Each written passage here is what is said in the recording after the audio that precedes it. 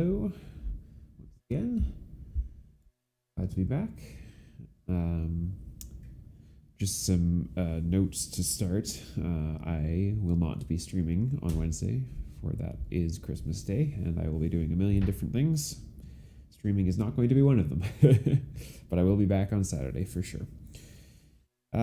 So I thought this time around we could go through, because I just learned how to do it myself, we could go through the chords mode in Vector Sequencer, because it's pretty neat. We're going to see how it sounds, simply because I don't know if I know I can probably get the two oscillators of the CSL sounding decent, but everything else, I don't know if we'll get 3 or 4 note chords out of this, but we'll see what it does.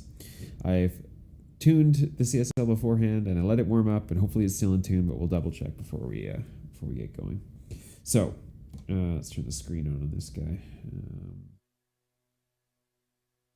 Light a little more. See the screen better. Okay, so putting something into chord mode in the Vector Sequencer. There's only a few parts in the Vector Sequencer circuit that can use chord mode. It's parts 5 through 7 or 8 or whatever it is. 5 through the last part are the only ones that can use chord mode. I don't know why, but don't be confused. So in order to switch something into chord mode, you have to go into the global settings, and you switch to the page that talks about color, type, etc. And then you choose your part with this encoder here. You can see that there's a type. In this case, part 1 is mono, and it's actually grayed out, so I can't do anything with it. But if I go to part 5, that starts to open up, and now I have different types that I can choose from. So like I can choose a chord one or the drum type, which we won't get into now, but that's another option, but we're going to choose chord. You then have to do shift and clear to like execute this or turn it on. When you do that, it clears out all your presets. It clears out for that part. It like clears the whole thing. So just be aware that you will lose stuff if you had it in here before, but we'll run this.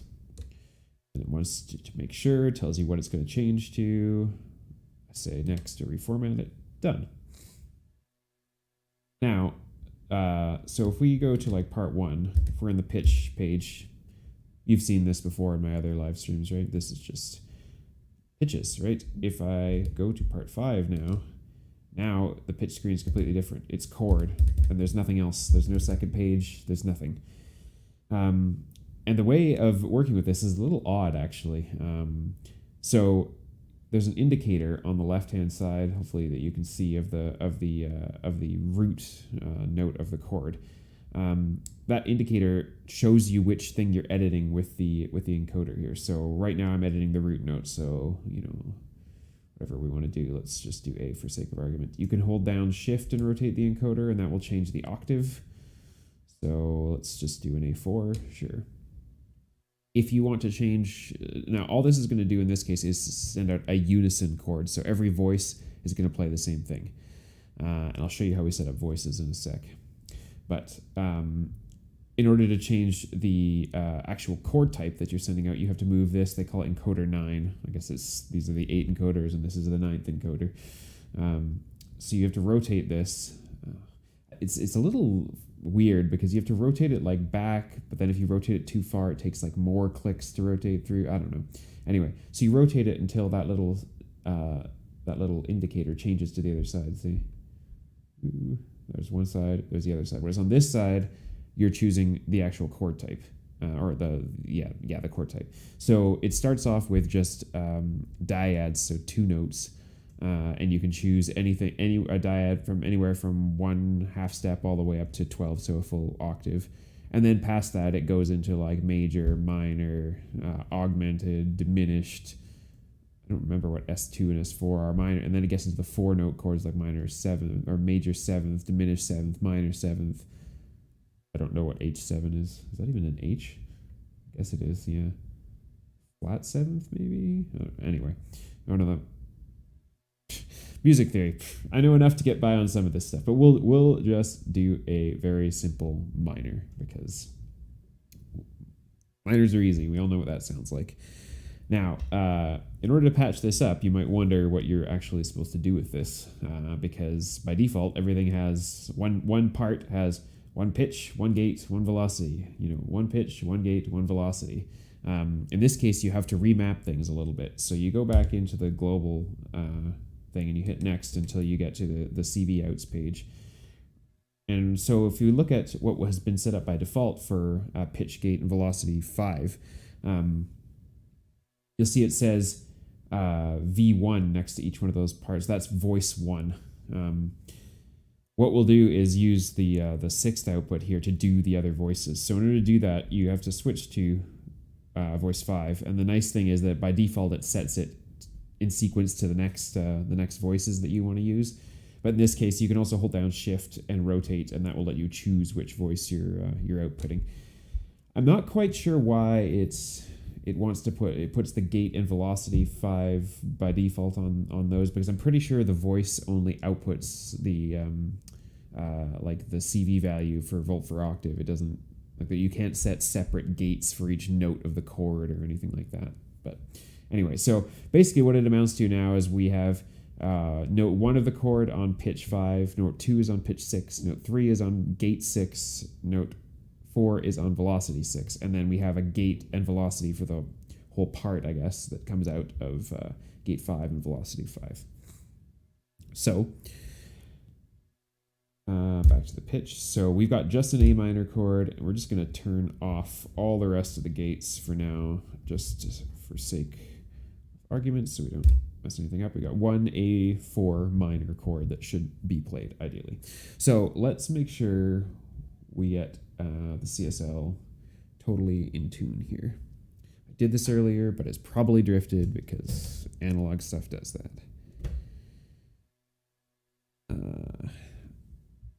Sure, why not? I'll output this so you can at least hear something other than my voice.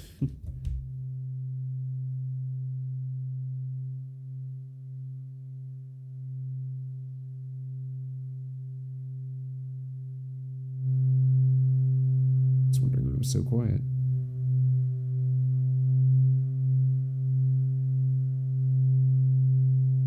Go. Looks good. Oh, and reverb is on that side, also why it sounds weird.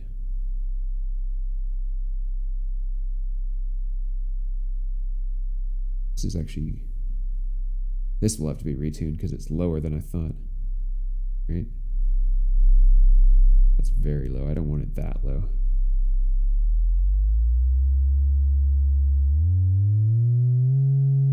Let's tune it to the same C, just to keep everything in this same inversion here, I guess, kind of.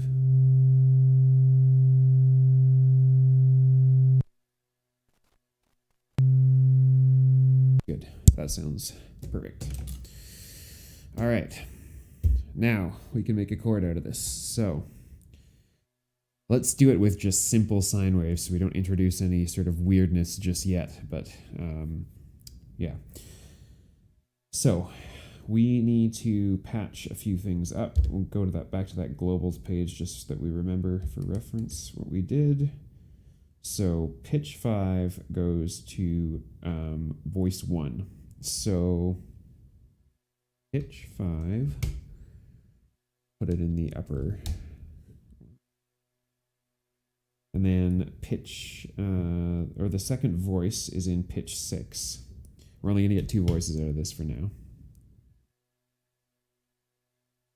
And so let's, we'll use the performance mixer as a sub mixer, because the performance mixer has the ability to do, so you have an A and B input on the performance mixer, an A and a B input.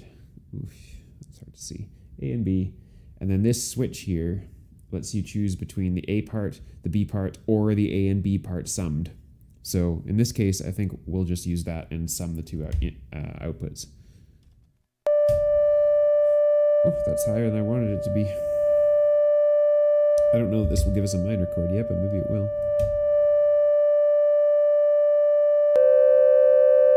Oof. I guess in this case, But let's not take the minor chord portion of it. Let's take the third note in the triad, which would be the fifth. Yeah. That's actually strange. Why is it doing that?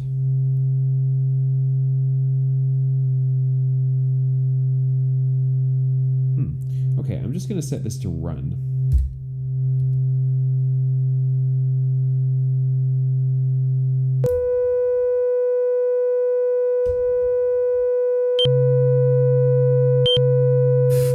Wow, that's a little too high.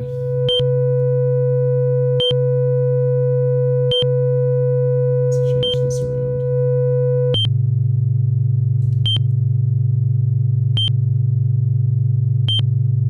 That is a really strange. I wonder why it does that.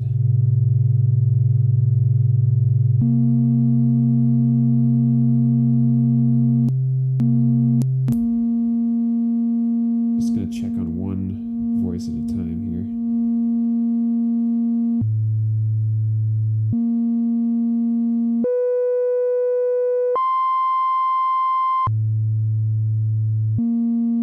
Alright, that sounds okay. Just odd, the second one is sounding strange to say the least. Maybe let's do a major chord. So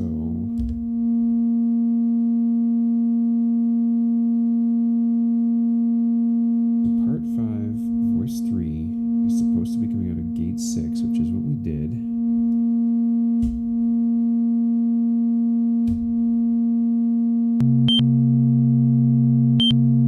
Something is definitely wrong with that. Interesting.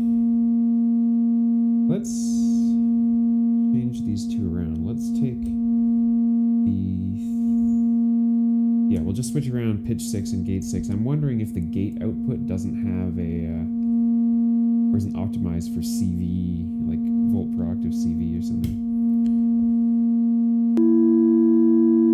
Yeah, that sounds much more like what I would expect.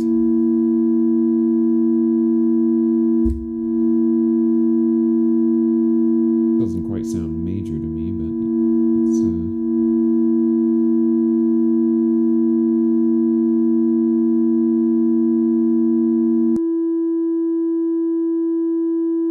I'm not sure it's actually outputting properly at all. Come to think of it, because I can change the chord type here, and I get nothing.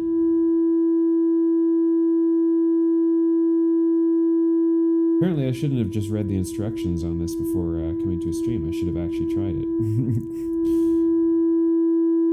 This is weird. I'm not sure what we're doing wrong here. That definitely should be changing. I'm going to turn this down a little bit. It's a really annoying sound otherwise.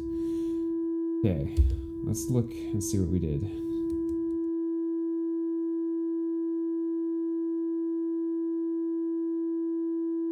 CV outs 5 and 6. Part 5, voice 3 is coming out of pitch 6. We're on pitch 6.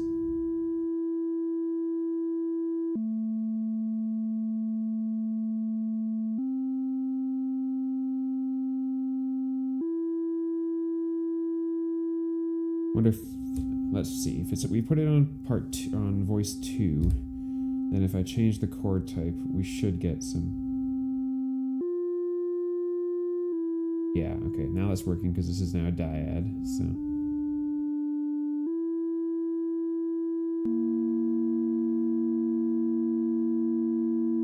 I don't think, maybe these things aren't tracking volt per octave. Because that does not sound like what I would expect it to for an A and its fifth.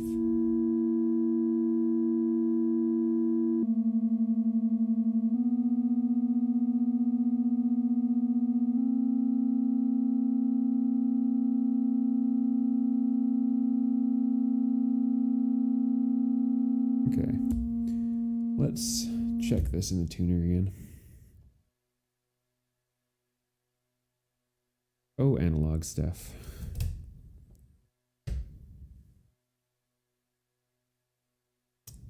that is not quite what you would expect.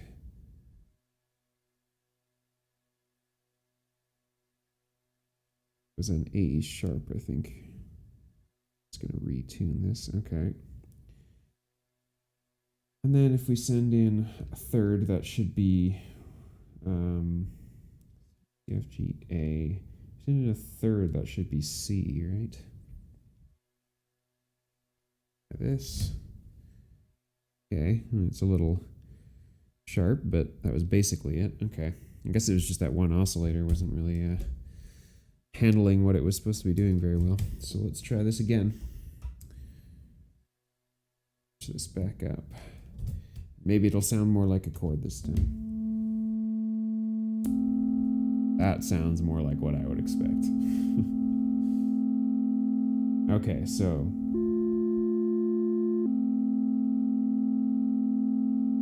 now the important thing is that because we are in an A minor scale right now, there isn't any actual difference between the A major chord as it's played here and the A minor chord as it's played, because they both get quantized into an A minor scale anyway, so major just becomes minor. But let's see what else we got. Which voice are we on? We're on the...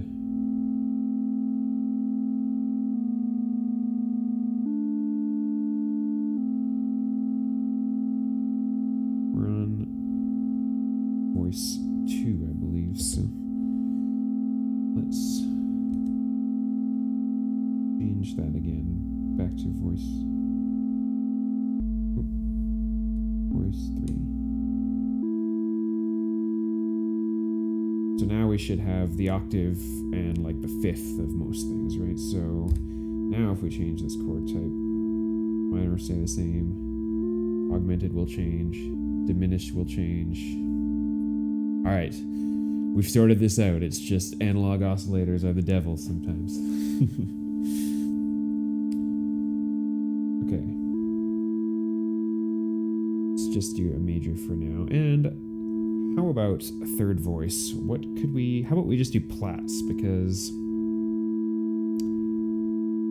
what I'm thinking is maybe we run the root of the chord through plats, because I don't have a spare VCA. Well, I guess I could use disting, but we'll try running plats as just a drone and then playing the other notes. Let's see what that does. So for that, we need to check what we were doing again.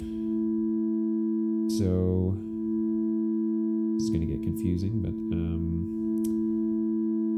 we noticed that the gate thing didn't really work very well. So let's use the other velocity one, because I would think velocity would be fine. So the second voice, which is out of velocity 6, let's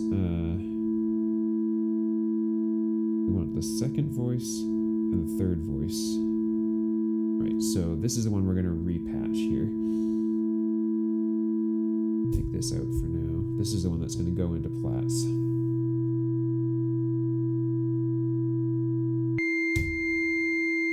Oh my goodness. That was the wrong thing.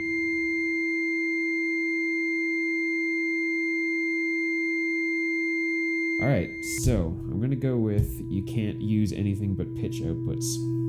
And that's pain. Alright, pitch 6, part 5, voice 3. Then we'll go with, let's do pitch 5, part 5, voice 2. Then we can plug this back in. Then we'll use pitch 4 is part 5, voice 1. So that can go into full per octave. Just come out. Oops, longer cable. Part 2. Wow. Less than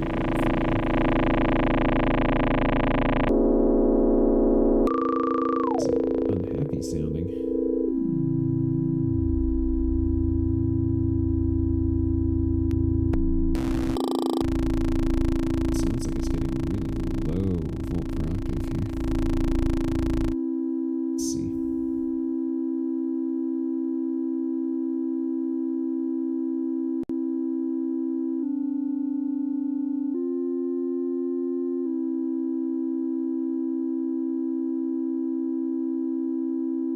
this again. I feel like I set the wrong things again. So 6 is voice 3, yeah.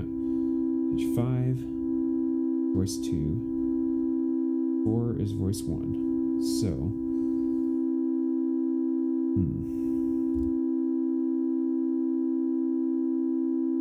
we'll just make this a lower chord again. Or it might be that these are actually pitched too high as compared to plats. Yeah, let's try that. I'm going to take both of these and pitch them, retune them, pitch them down.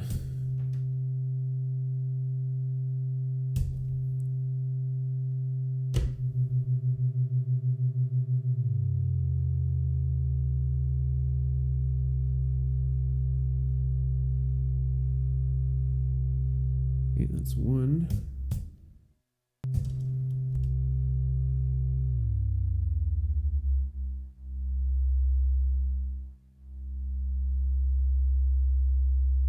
It's 2. All right. So we pitch those down. Patch everything again.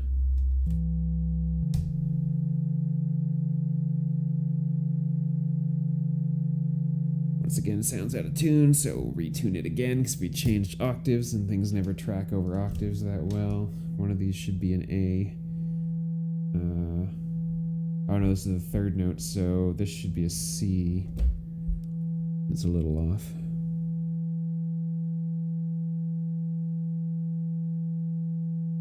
Okay, better.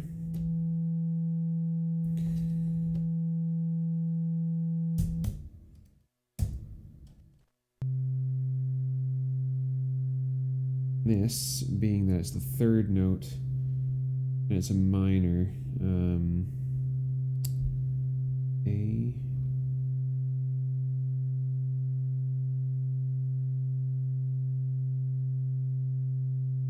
I think it's meant to be a D. A and C. No, not D. A and C and probably E flat, so. Or flat or D sharp, yeah. I think that'll do it. Now is this going to sound better? That's more like it. Okie dokie. And now, what do we hear out of this? Oh, we're gonna take this, pitch it up.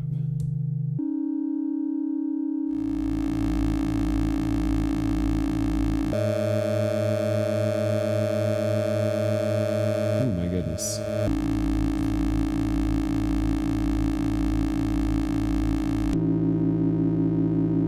Just use the bass wave type here.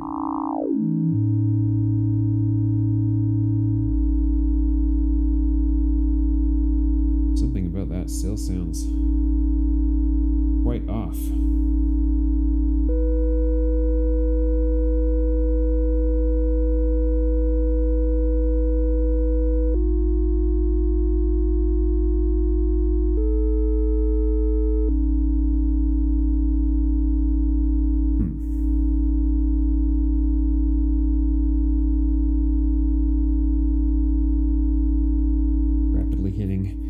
Music theory territory where I struggle. Okay, so an A minor should be A. Yeah, an A, C sharp.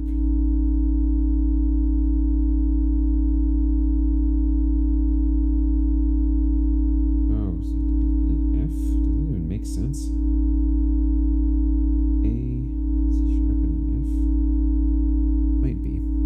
Case I did tune one of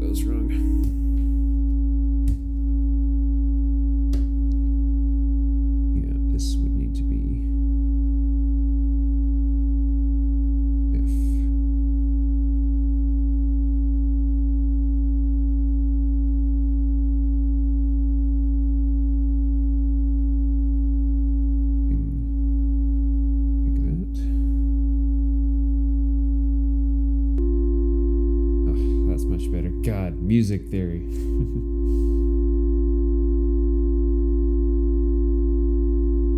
This still seems oddly out of tune. Not too bad, actually.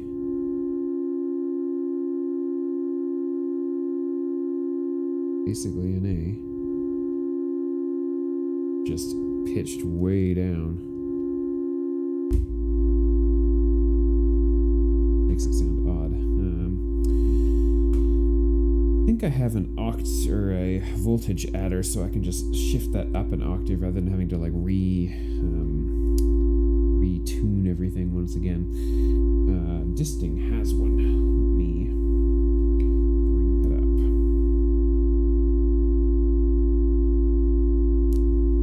Disting has a precision adder.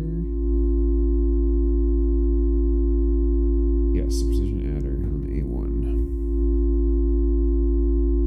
Very handy sometimes to be able to just add an octave's worth of voltage. So we'll take the volt per octave that was in Platts here.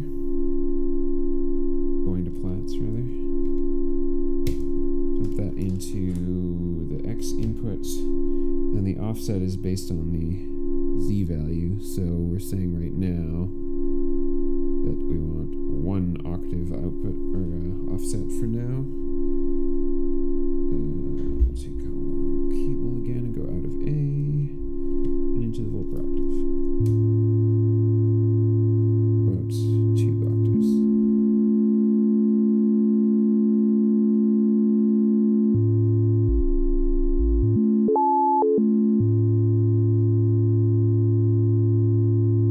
Play with the chord for a minute and see if this sort of makes sense.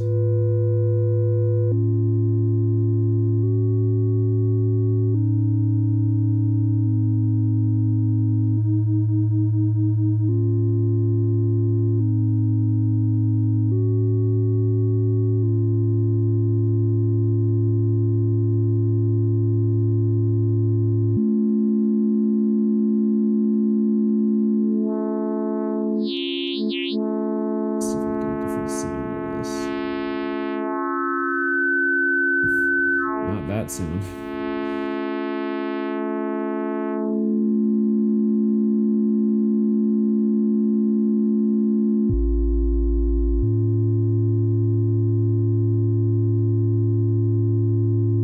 No, I mean, I think it's working.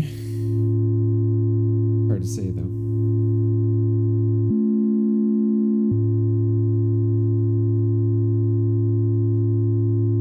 All right.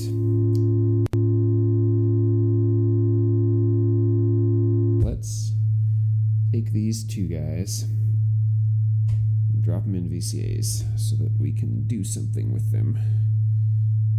We will trigger out of part 5's gate, and we'll do a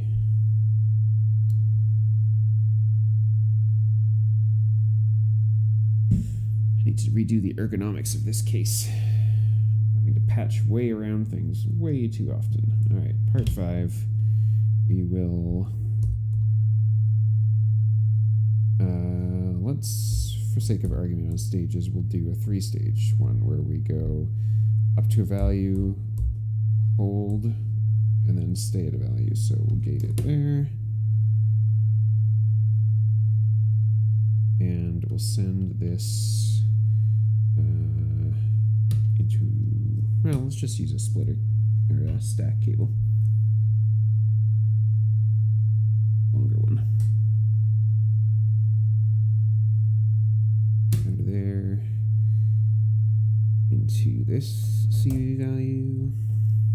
Also to the other CV value. So we can trigger both VCAs simultaneously. And then we'll come out of both and mix them again. I'm going to adjust the output voltage on both of these so they're about the same.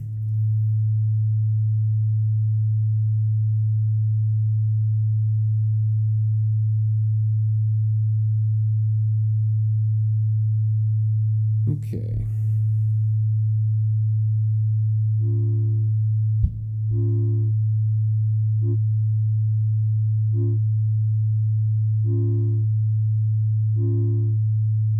know, something I haven't tried with this yet, and I wonder.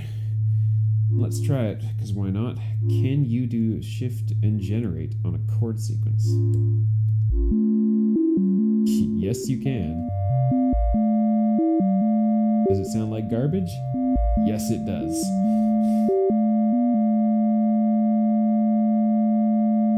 Okay. Just beautiful. Or not skip, we need to be in mute mode.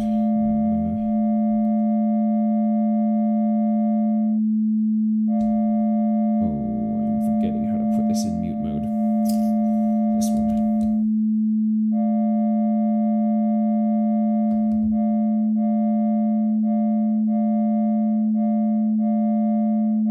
Alright, let's make some of these into.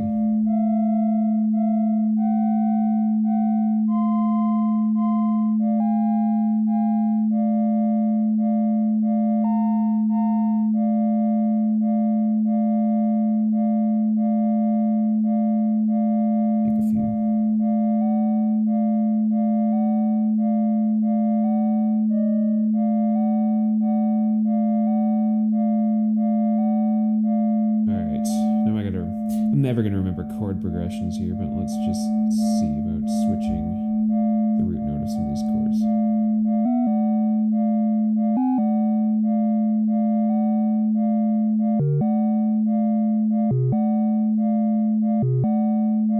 Not that one.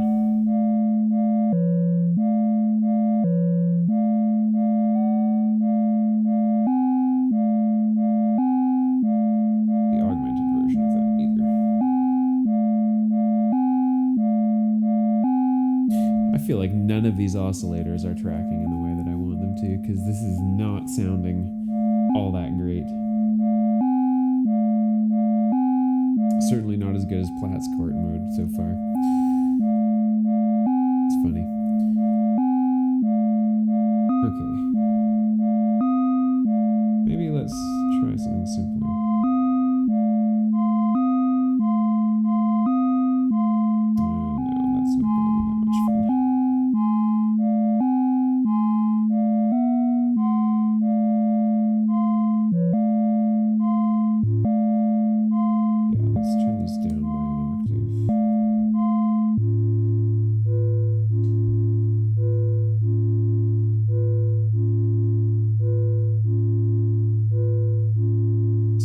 I guess these aren't major, they're minor chords in the end, but it still sounds weird.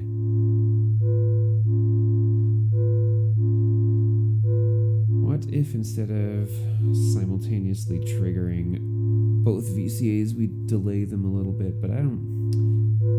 Being that I have no idea if this is actually in tune, I don't know if I would say that that's necessarily a good thing.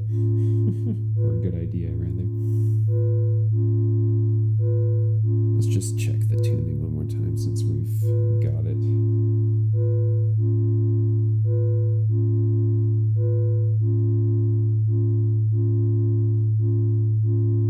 So what we should be getting is this guy's tuner this time, so that we can keep the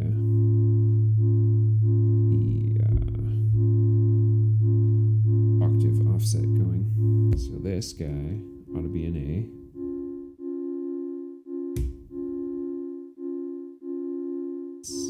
Basically.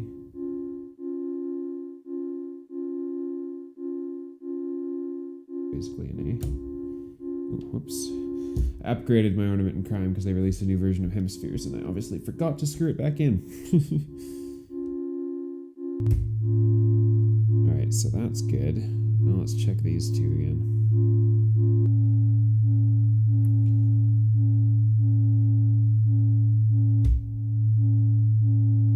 That's an F, so that's on track.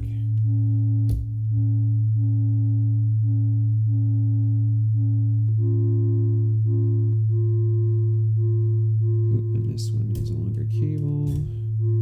It is C sharp, which is what we thought it was. 1, 2, 3. Might be a C. Might be necessary for this to be a C. I have to go. You know what? what? Before I screw this up again, it's time to Google what is an A minor chord.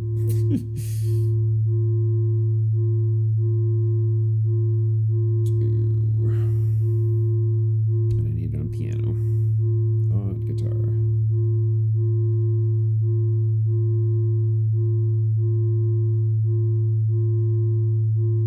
I am so off. That's why this sounds like crap. It's ACE. Jeez. Oh, sorry. Alright, so this should be a C. Oh, that was too far.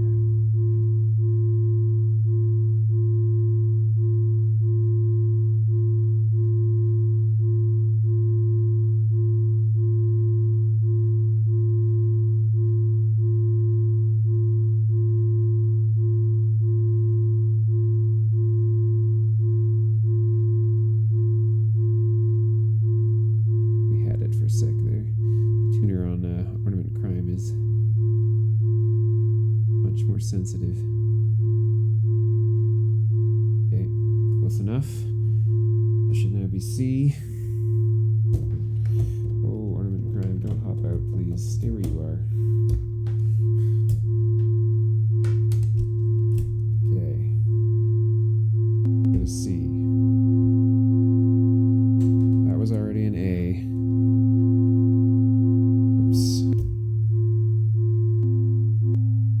To be an E.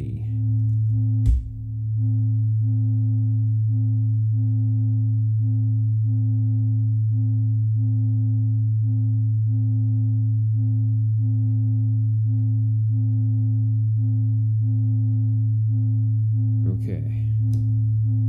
You gonna be happy now? Sound decent? Okay, that's a lot more like it. My goodness. Okay, so let's see what we were doing with the chord sequences again.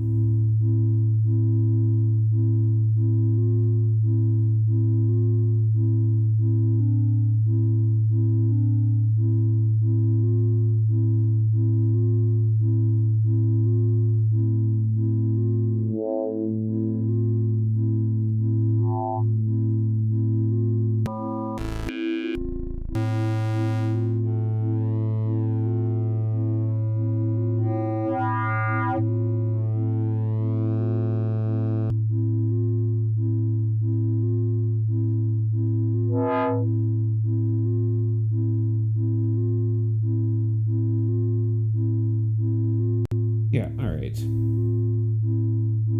This is something that we can play around with. It doesn't sound terrible anyway. So, yeah, let's maybe do what I was talking about trying to offset the two VCAs a little bit. We can use a gate delay out of Ornament and Crime, actually, to do that. Let's find it here. Gate delay. Unfortunately, it's in milliseconds, which is kind of annoying, but let's see what we can do. So, what we need to do is take the pitch, or the gate that's coming out of this. Let's pull it for now. And we will go via a mult cable, or a stack cable, because we still want to trigger this one.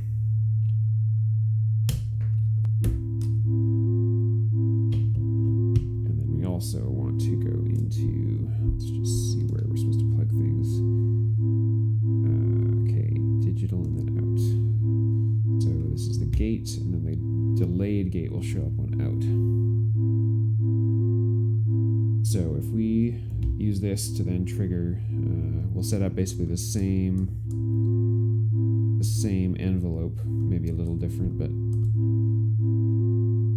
approximately the same envelope. Gate it here, and instead of using this double setup we had going on, steal this patch cable back, and one of these can do one of them, and the other one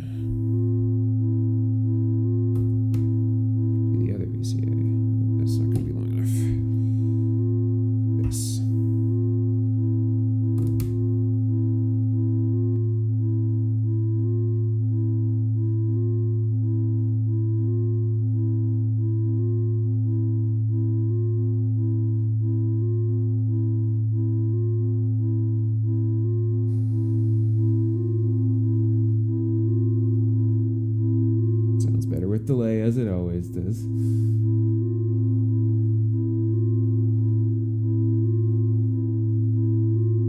The other thing that we can do is actually send a CV value into here to randomly modulate the gate delay. So why don't we try that? Because that might make things a little interesting. Just use a random value from marbles for sake of argument.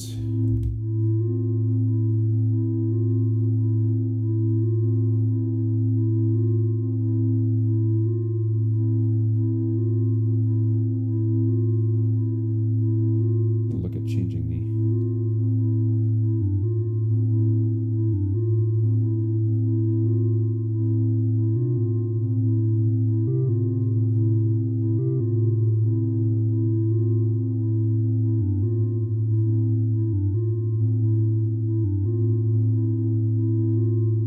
that change to the G. I guess it would be a G minor, I suspect.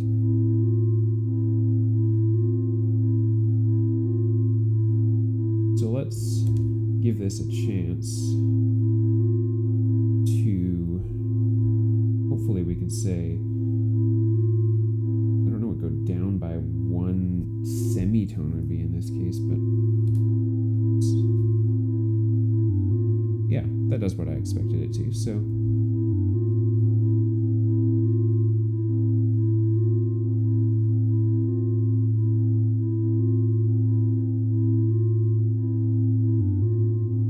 That's kind of interesting. Gives it a little bit more movement anyway. Okay.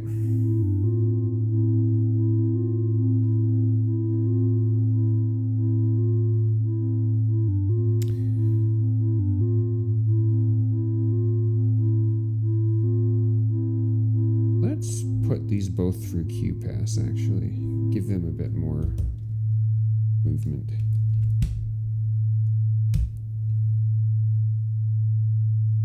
Take the band pass out and maybe the smile pass out. Let's see what.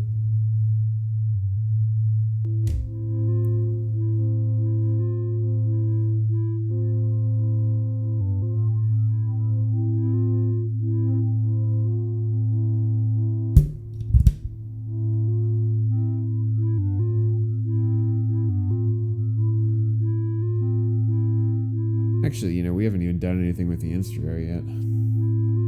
Take a different output.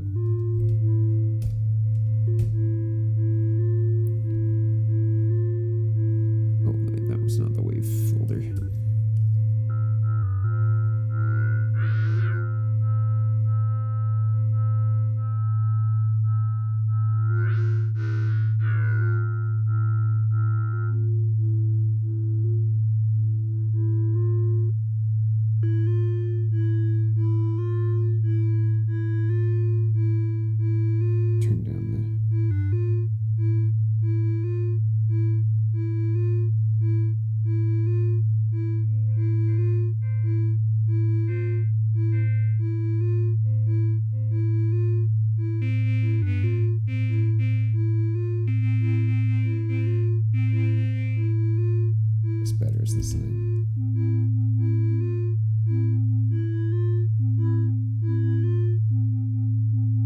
Let's just do the signs for now.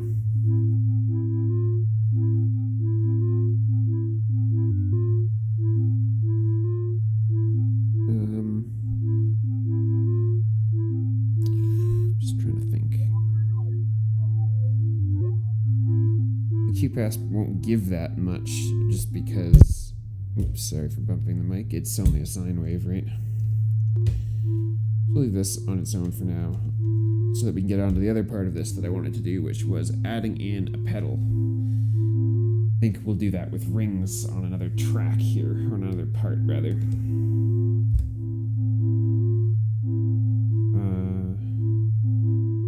Alright, let's just take the pattern that's running in there, and we'll patch that into rings, and then we'll patch it through through our pedal, which I'll show you in a sec here. We'll get this set up real quick. Pitch.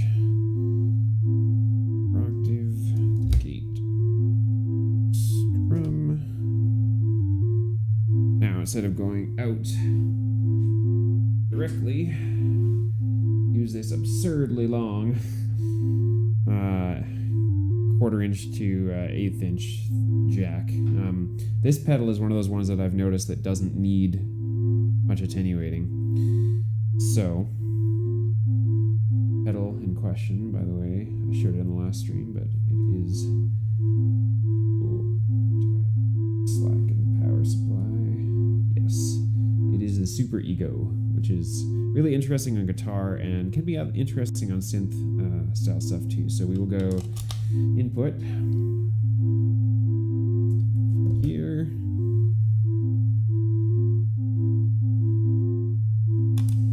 Output. Let's look at this. Make this a little bigger. Absurdly long cable again, and we'll go directly into number 3.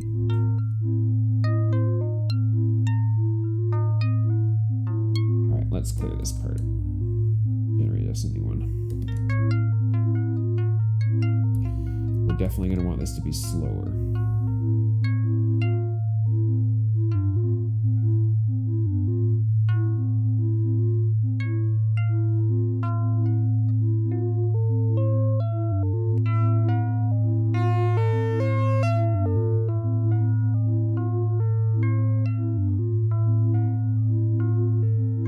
So right now, pedal's entirely off.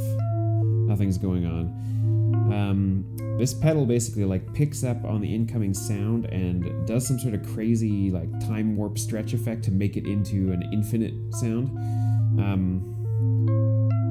I'll leave it in latch mode to start. Latch mode means I press on the pedal and it grabs the sound and will output it. So right now,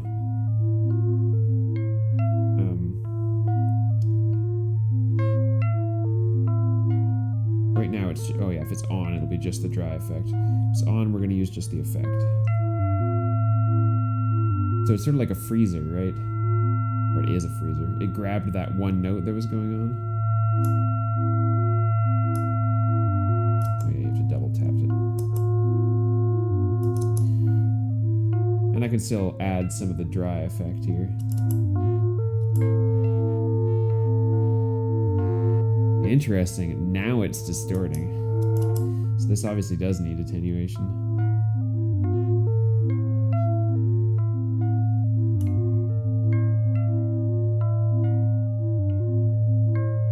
Also has a send return loop on it, which I haven't used. And it's too bad it can't be controlled by CV, because that would be fun. But the other option is the non-latching mode, where it's just, you turn it on, and you hold to turn it off.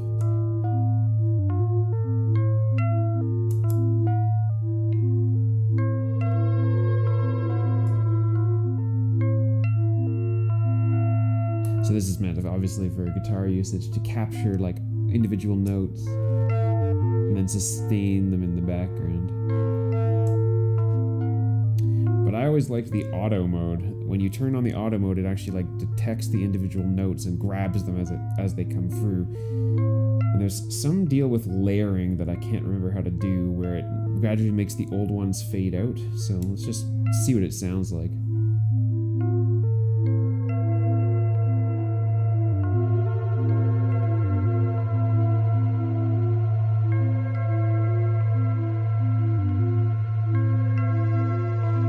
That's pretty sweet.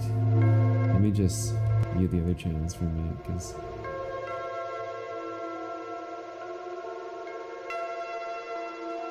whoa, I didn't expect something this cool out of this. There's even an upgraded version of this pedal that's bigger and has more control that I might have to try. I'm gonna quickly look at how we do that layering thing.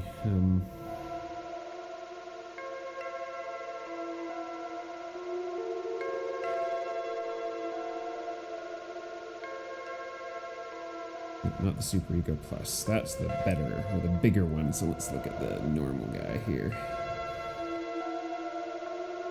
Alright, so we're in auto mode.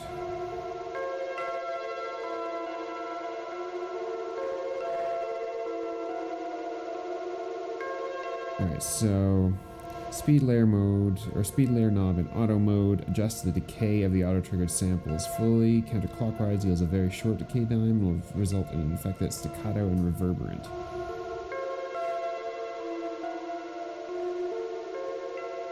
Let's just turn it off and reset and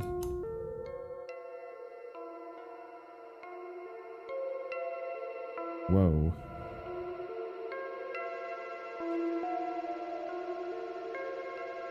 I should note, I have no reverb on my rack being sent here. This is all the SuperEgo. That's pretty cool. It says, as you turn the knob clockwise, the decay time increases. At fully clockwise, the sampled sound plays until a new sample is triggered or until the effect is disengaged. And then the gliss knob, the glissando, adjusts the speed of the glissando effect, which morphs one frozen note or chord into the next, similar to portamento. So right now it's quite a long.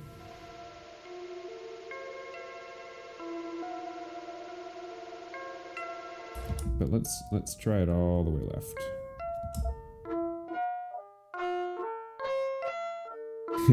Now that sounds crap. Let's turn it all the way up.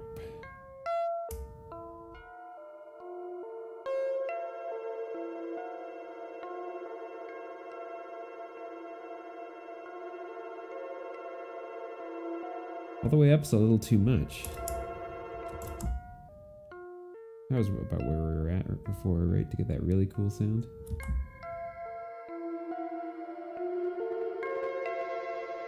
It definitely is breaking up a little bit, but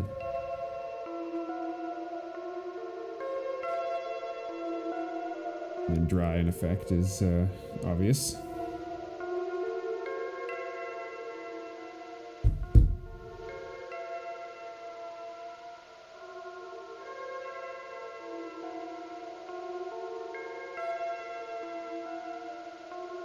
I think I have a couple more 1/4 inch to 1/8 inch. I'm curious about the send and return loop. I don't think I've ever used that on this pedal, even when I was using a guitar with it. Let's just see. The send return jacks form an effects loop. Process the wet signal only. Okay. What effect could we throw this crazy sound through? Maybe we could do something off the black hole. Maybe a shimmer down? I don't know. Sure. Let's try. Just grab these cables. One sec.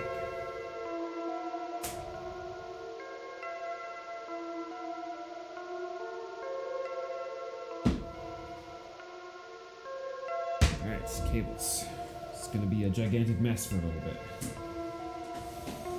But, I mean, that's half of what Modular's about, right? Okay, so our send. Of course, that's going to silence the effect, but we'll go in here, and shimmer down was which algorithm? 12. 12. Other cables somewhere. Yeah, this is something that I'm feeling like I want to get more into is guitar pedal effects, because Eurorack effects are cool, but guitar pedal effects, there are so many of them. And they do such weird things, some of them. Like if you ever want to see a really weird pedal, Earthquaker Devices makes the heck is it called? The Rainbow something or other? Let's see.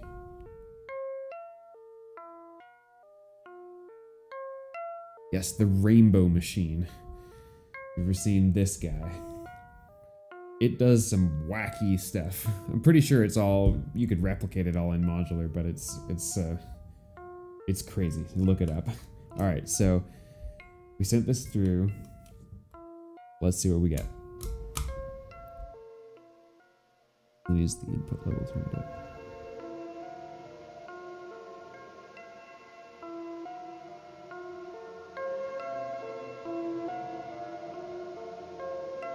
What are the parameters on this? Let's see. Pre-delay, reverb size, shimmer amount.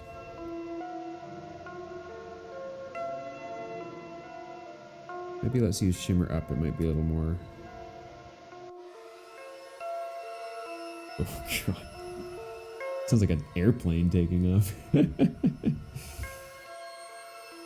Alright, how about Havoc Course?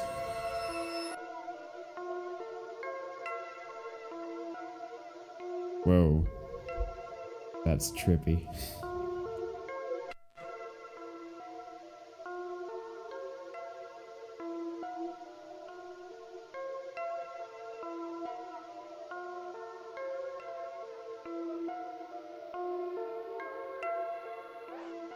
No point in bit crushing it, really.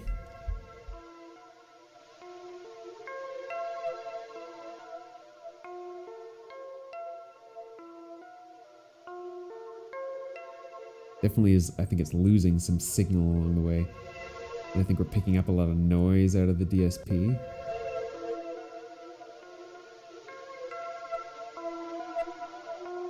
And it's distorting because it's not.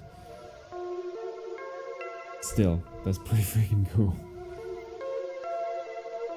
Let's give this another sequence.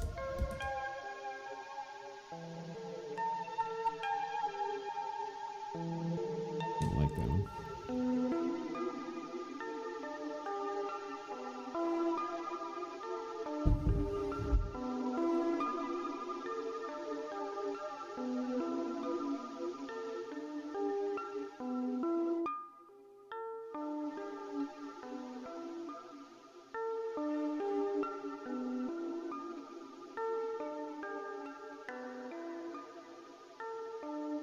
Very cool.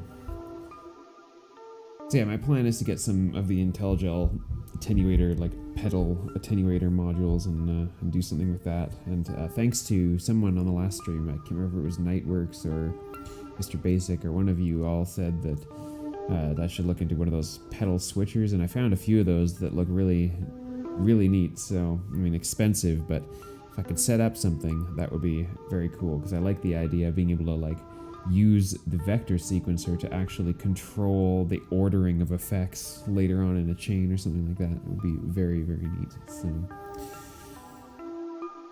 all right. I think this is the quietest stream I've ever had, which makes sense given that that's December 23rd, I suppose. Not many people are around. Does it sound any good with the original thing we were doing?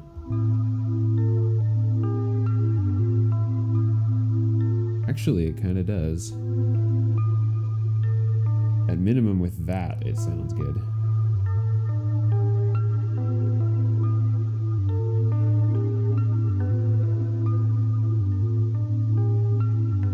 Okay, I'm gonna move this a bit.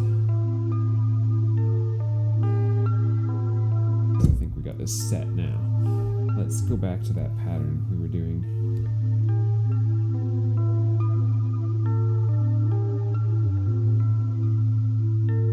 Some steps and mute some rings. Want A major.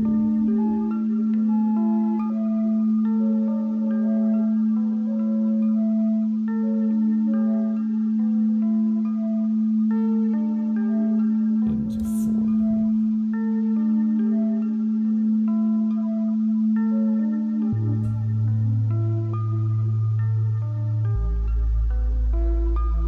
4. There is the right bass note.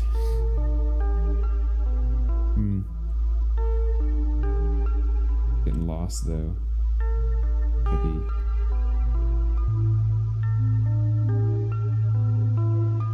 Alright, I want to take this through lo-fi junkie.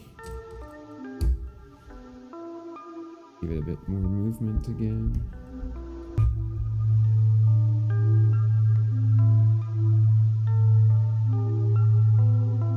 That might not work actually because it's too pure of a tone.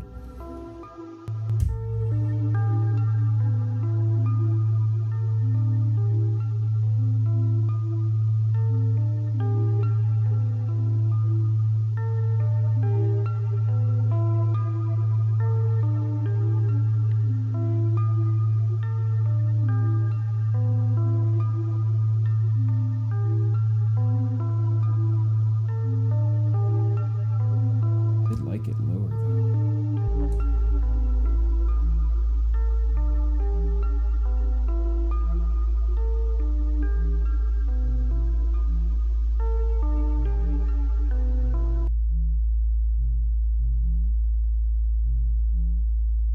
just a little too low.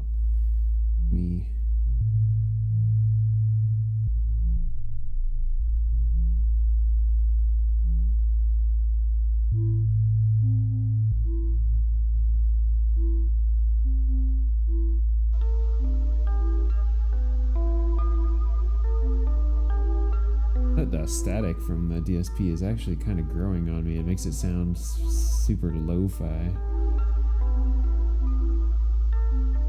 That note, I wonder about actually going through the lo-fi junkie while we're at it.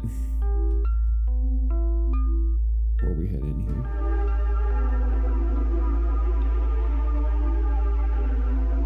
That might be a little bit too far on the lo-fi side of things. It got a little, yeah, this is a little cleaner, I think. Yeah, if you have any suggestions on other pedals I should check out, do let me know. That would be definitely appreciated.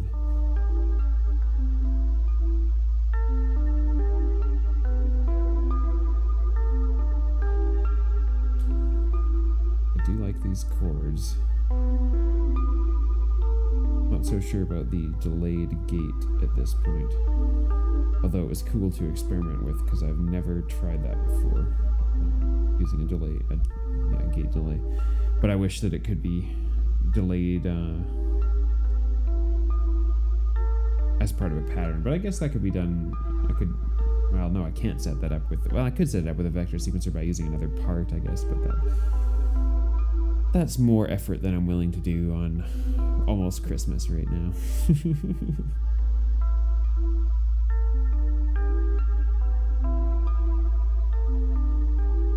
Maybe it does need the lo-fi junkie.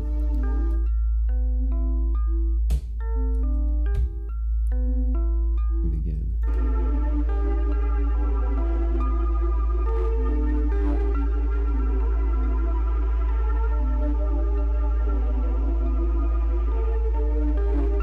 That distorts it though. What about if we take it on the other side? We go come out of the lo-fi junkie here, out of here into, whoa, ultra distortion, yeah. Can we do anything with it? Maybe an attenuator will work? I don't really know. Unipolar.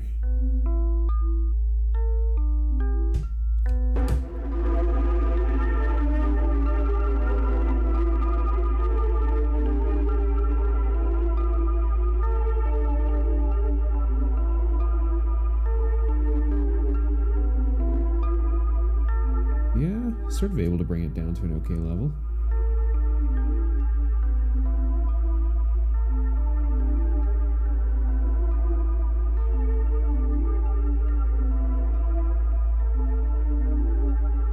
If we throw some of our own reverb on it.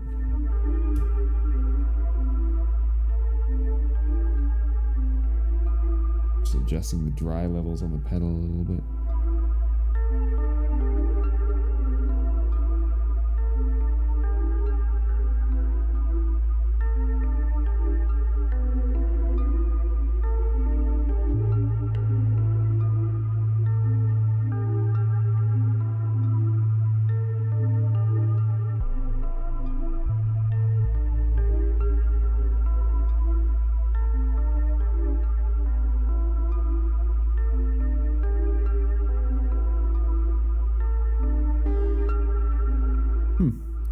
Mostly got it. Alright, well, I think I covered everything that I wanted to go over on this stream, which was mostly the chords mode on Vector Sequencer, which is pretty powerful, but hope you know your music theory, so that you can tune everything out better than I do anyway, or at least remember to Google things. And some pedal stuff, specifically the SuperEgo, which I did not realize I could get this cool level of effects out of it. I had mostly been using it for just pure sustain, but leaving it on auto mode with something that's got a sharp attack like rings in that orange mode, like, this is pretty cool sounding. I may have to use this. But yeah, so I think I will leave it there. I will be back again on Saturday for another stream. I'm not sure what we're going to be doing yet, but we will see. I hope everyone has a happy holidays, whatever you celebrate or not, whichever. And I will see you all Saturday. Cheers.